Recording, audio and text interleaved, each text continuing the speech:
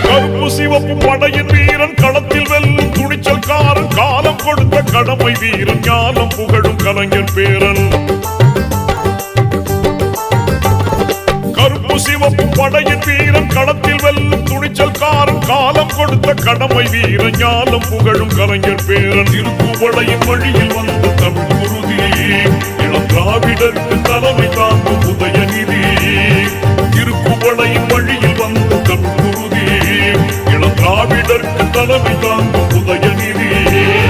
கருப்பு சிவப்பு படையின் வீரன் களத்தில் வெல்லும் துணிச்சல்காரன் காலம் கொடுத்த கடமை வீரன் ஞானம் புகழும் கலைஞர் பேரன்